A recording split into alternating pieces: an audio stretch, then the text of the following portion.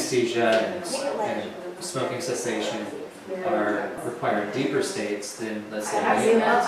Because of weight reduction, we don't want any anesthesia, we don't want any amnesia at all, because we want them learning all of those tools, because you can take away the smoking, you can take away the fear, but you can't take away the fact that you have to eat. And the default diet, I was also a chef for many years. The problem with most diets that I see out there are that there's this huge learning curve, and there ends up being a whole bunch of waste, because they don't really teach you how to use food as leftovers. And in the culinary field, there's this really big thing about not wasting food, because it drives your overhead way up. So if you can use foods for different meals, you're saving money. And so that's where the default diet plan comes from. It's all about how comfortable the client feels, and it's important for the hypnotherapist to be able to allow the client to feel as comfortable as they can right off the bat, because usually they're coming in, they're really nervous, they've never been hypnotized. So once they start learning what hypnosis is and everything, they usually start relaxing, because I feel that we're all whole, and even if we have a part that isn't serving us right now, there's purpose for that part being there. So maybe if we just change the name of that and show its true intent, its true purpose, it can make the person realize that maybe there was never actually an evil part of them, it was just a part of them that was being defensive. So are we focused on an aversion or on a goal? An aversion is something that you're veering away from, you're moving away from. It's like if there's a boulder in the middle of the road and you were driving towards that, you needed to go around the boulder. That's an aversion, where you have to turn around and go away from it. So it's not really about getting caught up on the word don't, but more about, are you focused on something that you don't want, or you're trying to avert, or your goal. And what happens is our subconscious mind deletes the negative nominal. So anytime you tell ourselves don't do something, it's a freeway. That's the goal. That's the whole point of the conversation, is that end, right? So it's just like if I tell you right now, whatever you do, don't think about a red stop sign. Everyone go ahead and put your hands together just like this. Interlace your fingers and put both thumbs straight out like a V. Focus on the empty space in between the thumbs. And imagine that there's a very strong, powerful magnet on the tip of each thumb, drawing and pulling in closer and closer and closer and closer. Faster and faster, tighter and tighter. Focus on your own thumbs. Imagine that there's a big, thick, red, heavy rubber band wrapped around both thumbs. Pulling and tugging, tugging and pulling, closer and closer and closer and closer and closer. With each breath in and each breath out, those thumbs continue drifting and floating, floating and drifting, and tighter, and tighter, and tighter, and tighter. Now go ahead and relax the thumbs down, put the arms straight out in front of your bodies, locking the elbows, focusing on your top thumb. Does everyone know what a vice is?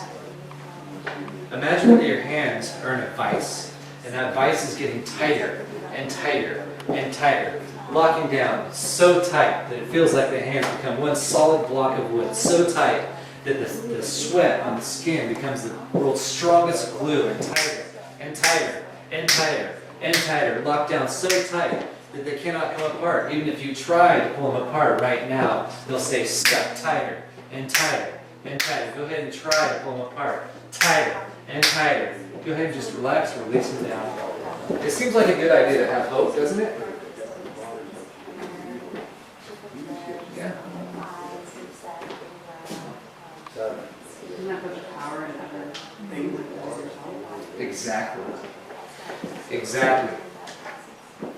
When you're hoping for something, you're giving away your power. It leaves you powerless over the situation. And if we're truly talking about being empowered, then we need to own it and not hope. Own it in the now as though it's happening. Whether it seems like it's not going to happen or you hope, The doubt creates instability in your mind.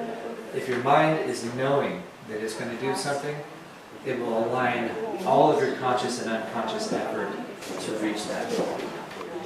We have a way of lying to ourselves by saying that the things that we do, that we've done in the past, are happening right now. And then we leave all of our wants, wishes, and desires out in this hypothetical future. But you've heard the old saying, one common one that I hear, of course I help a lot of people quit smoking, lose weight, with fears and phobias and things like that. I really help people with over 200 different things. But one of the most common things I hear is people will come in and say, every time I drink coffee, I need a cigarette. Really? Okay. So this is where we need to get really logical with ourselves. Because there's sometimes when maybe they were out of cigarettes. There are sometimes when they were in a restaurant and they couldn't smoke. So it's a lie. Many times in the past, when I drank coffee, I smoked a cigarette. By dumping that past behavior out of your present moment, the strongest hypnotic suggestion isn't now, it's in the present moment.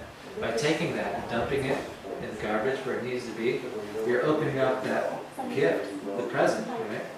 And it gives you the opportunity to reach out into that hypothetical want or wish and grab it and say in the now. So,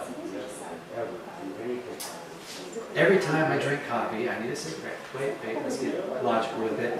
Many times I drank coffee, I smoked a cigarette. But now, I can be free and healthy. Now I am free and healthy. Right? That's powerful. To be able to do that, to be able to dump all this current stuff. Every time I get into a car with someone and I'm not driving, I get anxious. Many times. Maybe it's most times. But the key is to dump that old thought pattern back out of your present moment, to get rid of it. Because you can't grab onto something new if your hands are closed. Dump the garbage in the past. Open up the present. And pull your future behavior, thought, whatever it is, anything out. It's going to seem like you're lying to yourself when you do this. But you're lying to yourself before. At least this is moving things. But my goal is not just to help them with that one thing. Because if I can help them with that thing, I believe that that will also lead into a lot of other aspects of their life. And it works off of the autonomic nervous system, which is the fight, flight mechanism. We no longer have to engage in combat or run away when we're presented with a problem. So what these two things have turned into is anxiety and depression. So let's say, when someone's coming up to the stage, their anxiety is hitting the peak, right? And then as soon as they hit that peak, I tell them to sleep and they collapse down within themselves in the depressive mode or flight mode. Because any time that our mind is in the past or daydreaming about the future, you're in hypnosis. Because when change comes from within you, instead of from somewhere external, to do that yourself, all you simply need to do is do a progressive relaxation. If you're sitting, you usually start from the head down to the feet. If you're laying down, you usually start from the feet up to the head. Sometimes we have to give ourselves permission to accept that. And that's okay. The key is to make the whole process your own process. There's no right or wrong way to experience it. The more you tailor it to yourself, the more you create it for yourself, the better it is for your mind. That's it. Does anyone have any questions?